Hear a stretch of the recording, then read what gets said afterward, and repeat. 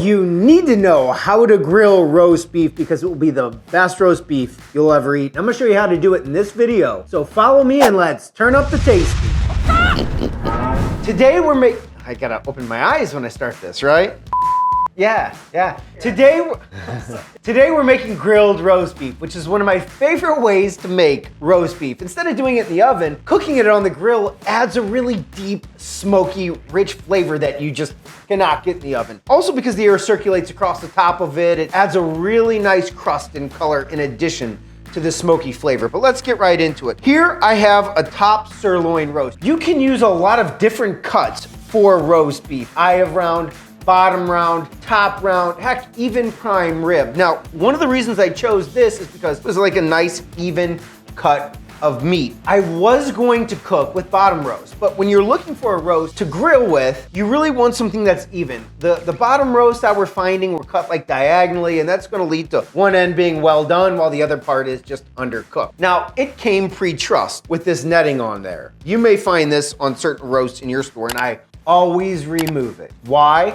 Well, it covers a lot of surface area. So when we're seasoning this, then we go to remove this, all the seasoning that's covered right here is gonna come off too. You're gonna lose that. So I cut that off, but the other reason I remove that is because sometimes it's hiding things.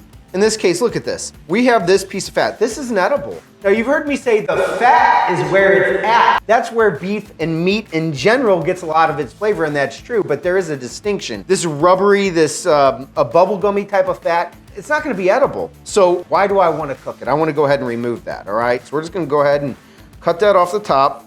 And that was, I wouldn't have known that was there if I had not removed the pre-truss. See, that's just fat, gummy stuff. You're not gonna be able to eat that. Some of this other fat on here is gonna add a really nice flavor. How can you tell at home? Well, because the gummy fat, it's gonna be hard, right? It's gonna have a harder feel to it than what is actually some of this more edible stuff over here that's gonna add flavor to the meat. So now you can just season it and go from here, but I'm actually gonna truss it myself. Why would I truss it myself? Because I want it to cook more evenly, right? So we can get it into this nice cylindrical, like football type of shape. So that's what I'm gonna do. How do you truss? Well, it begins with butcher's twine right here. I'm just gonna lay out a couple pieces. And when you cut, you really want this to be a little bit longer than what you might need versus shorter. So you can always remove it at the end. Just to show you what the sirloin roast looks like. As you can see, it's very lean here on the bottom.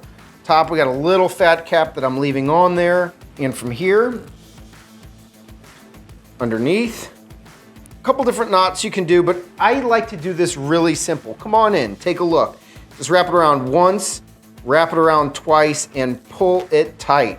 That will keep that knot in place as I just do a rather simple knot. Now, if you're a Boy Scout and you can do better than me, by all means go for it, but it doesn't need to be fancy to be effective.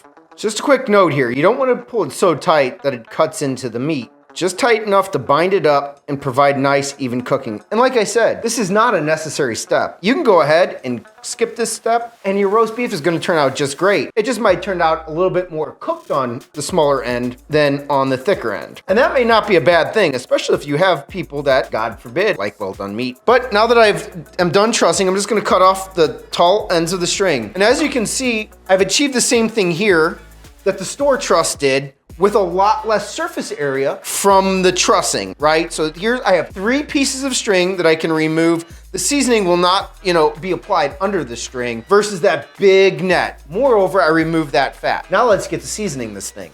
All right, so when it comes to seasoning, there's a lot of different ways you can go. First of all, season it with what you like, first and foremost. In order to get the seasoning to stick, I like to coat it with a little bit of olive oil right here. I've seen people use mustard. I've used mustard in the past, nothing wrong with that. Some people, I've never been able to taste the mustard when I'm done cooking, but some people are sensitive to the taste of mustard. So olive oil, super easy, goes on light and quick. And look, you're gonna get a little bit messy when you cook. That's part of what makes it fun. Go ahead and get that covered on all sides. I try to keep one clean hand and one dirty hand, the clean hand so I can handle the seasoning. Today I'm using Grunt Rub from my friends at Code 3 Spices. Not a paid post. I really like this rub, especially for roast beef. It has a great garlicky flavor, a lot of depth of other flavors as well, and it's nice and chunky. We got some big pepper chunks in there, garlic, of course, and we're just gonna really thoroughly season this thing on all sides. This is a big cut of meat. So you gotta remember, when we slice in, we're gonna taste the top and the bottom. You almost cannot over season this thing. So don't be shy at home. Season this liberally, although I know that word triggers some of you. Go ahead and press it in, and let's just get all sides. If you are looking for your own grunt rub, they do have their spices located in Ace Hardwares across the country. So this is not a difficult to find rub if you wanna do this at home. If you don't wanna use this rub, I mean, there's about 1 million different rub roasts you can apply, and just season it the way you like. And you're really not gonna over season this thing. You may, however, make a mess, just like I'm doing, and that's all right. It's part of the process. Now, one thing about this sirloin roast that I forgot to mention, it's about $5 a pound. So it's pretty economical relative to something like ribeye or strip steak, about right in line with bottom round. So it's pretty economical. I'm gonna go ahead, wash up, and then we're gonna get this on the grill. All right, now this roast is ready to go on the grill. As you can see, I already have this thing hot. I have it at a temperature of 350 degrees. Let's open it up. Inside, we're gonna have a 2-zone cooking setup. This is not going over direct heat. We have direct heat over here, that's directly above the fire. I don't even have a grill grate there. Over here on this side, there is no fire. There is actually a heat diffuser plate underneath that. We're going to cook the roast on this side over indirect heat only. The other thing I do is I'd like to throw on a couple of these cherry wood chips, right? Now there's smoke with what you like. I like the cherry because it adds a nice mild flavor that even the kids will enjoy. Some woods will add a spicier flavor like a mesquite or even like a post oak can add a little bit more spice, which is great if that's what you like. My kids don't, so this is what I'm using. We're gonna go ahead and get this, as I mentioned, over indirect heat. That's it, guys.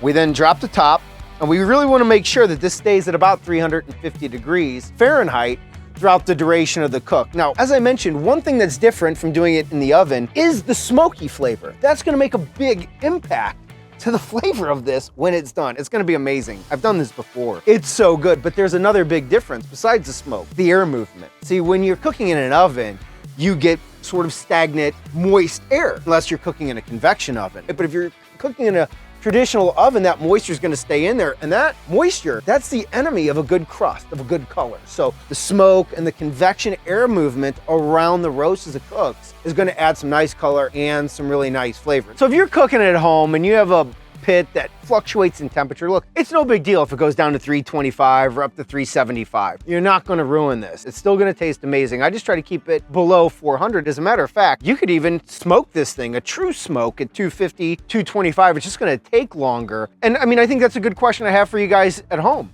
Am I grilling this or am I smoking this? I did use the wood chips, but it's not a traditional low and slow. It's not that 250, 275. For this particular cut and this roast, I don't feel that that really adds much additional value in terms of flavor or tenderness to the meat. Before I go out inside and grab a beer as I wait for this to cook, I just want to thank my friends at Primo Ceramic Grills for sending me this grill. This is not a paid post, but I love cooking with this thing. Its oval design creates true 2-zone cooking. You can achieve this on a number of different grills, of course, if they're set up right. But the other thing I really like about this is that when I set this thing at 350 degrees, if I manage my airflow right at top and bottom, it's gonna stay there for hours. And I think that's really important. You can self-manage this with other grills, but this one stays at temperature for a surprisingly long time. So with that said, I cannot wait to share this with you when it's done cooking. I'll be right back. All right, so this roast smells absolutely delicious. As you can see, it gets that really nice color from the smoke. Look at all that seasoning on there. That's exactly why I removed the truss that was provided by the store. So the first thing I need to do is actually remove the truss that I added right here. Now see, can you imagine had we gone with the truss that was provided? All the seasoning would be all being removed as we remove the string. And that's naturally gonna happen even with this, but not to the extent it would have happened had I left the other stuff on there. Now take a close look right in there. You can see the lines from the string, just to reiterate the point. That's exactly why I removed that trussing. But now it's time to do my best impression of the training video from the Old Country Buffet. Did you see the big game last night? How was the weather out there? Just having some fun. Back to the beef here. I pulled this off at an internal temperature of 118 degrees, which is a rare temperature. That temperature came from the thickest part of the roast. Because this is not uniform in size, it is higher in temperature on each end. Depending on where I probe the end, especially this thinner side over here, was closer to 130, while this was closer to 125, and we're gonna see that reflected in the color. I like to use a big knife instead of a butcher's knife to avoid that constant sawing that happens back and forth. I'm gonna try to get a nice thin cut on the end.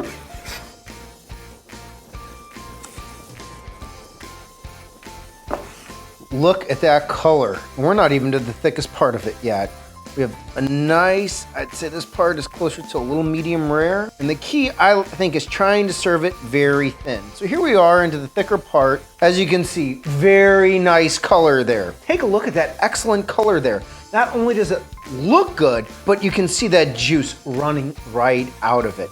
And it smells absolutely amazing. But now it's time for the moment of truth. Let's see how it tastes.